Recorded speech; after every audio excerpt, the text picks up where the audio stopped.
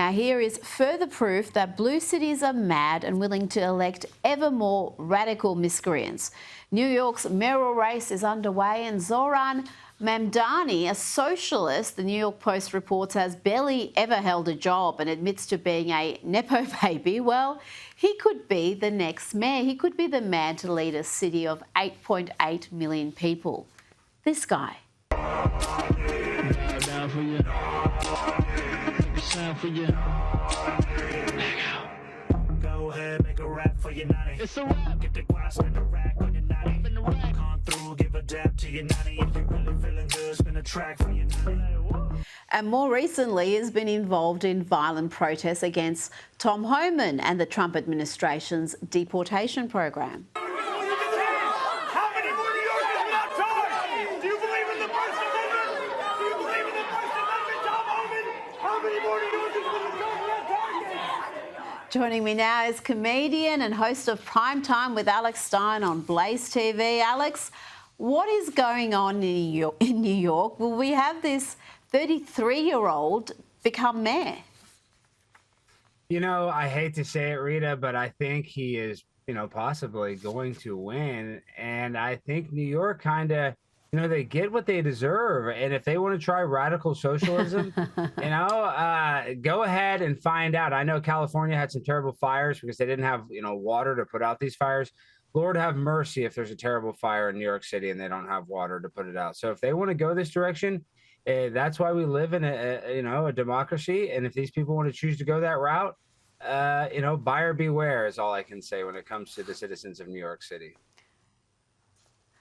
Well, I think we're going to see a new influx of New Yorkers moving to your state, Texas or Florida and Tennessee. We have seen that internally in the US for some time now. Californians and New Yorkers fleeing these blue states, going to red states like Texas and Florida, but sometimes they keep voting the same way, so it can be a bit of a danger.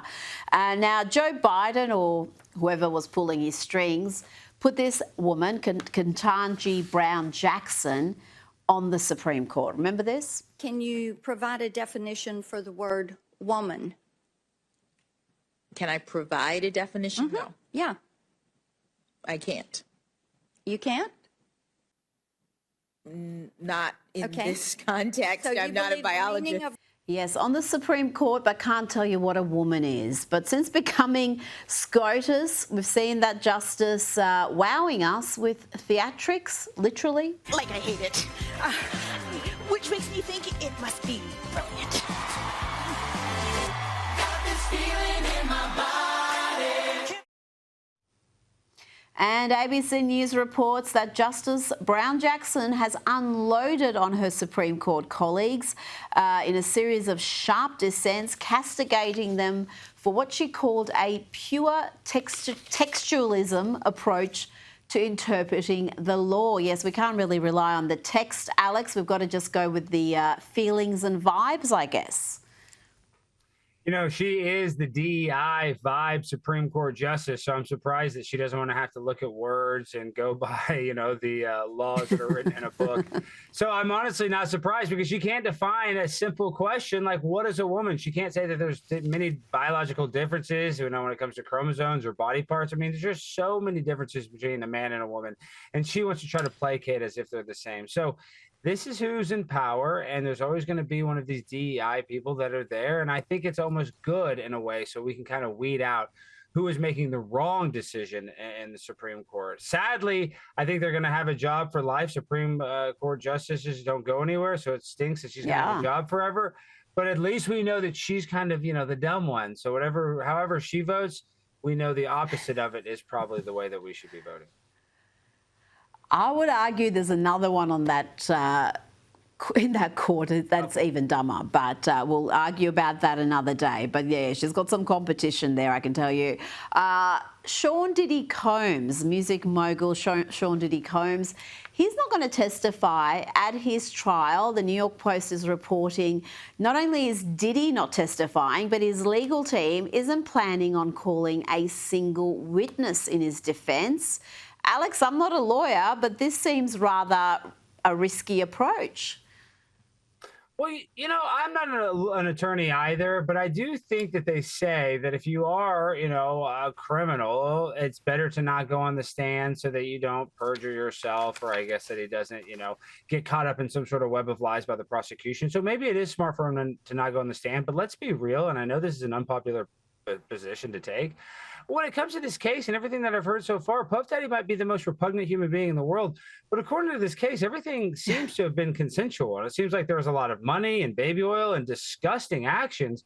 But I think some people in this case need to take some sort of self-responsibility. So if Puff Daddy gets off from this court case, it's going to be like the O.J. Simpson trial. I mean, he's going to be a hero, Rita, for all the wrong reasons. So I kind of hope that that doesn't happen. But I also hope that, justice is served and that he doesn't go to jail unnecessarily if he didn't really commit the crime that they're accusing him of. Well, we don't know what the jurors think of some of the footage they've seen because no one else has seen it. Federal prosecutors on Monday showed the jurors around 20 minutes of footage from these so-called freak-offs, and the videos were only viewed by the jury due to the very graphic nature. So I don't know. I mean, again, just because it's repugnant doesn't mean it's illegal. So, yeah, it will be fascinating to see the outcome of this case. Before you go, Alex, I know you're very sad because Pride Month is almost over. You've been very active throughout June. How close have you come to being arrested or perhaps being assaulted with some of your antics? Well, Rita, June is a good month when it comes to clicks, but in reality, I'm ready for it to be over because, listen, I love my gay brothers and sisters, but do we need a whole month to just celebrate somebody's sexuality? I mean, come on, a week is long enough. So I'll be happy when this holiday is over. And unfortunately, I will say this, getting all these clicks and confronting drag queen story times, sadly, this stuff goes on even when it's not June. So just because June's ending doesn't mean that all of this weird indoctrination is going to stop.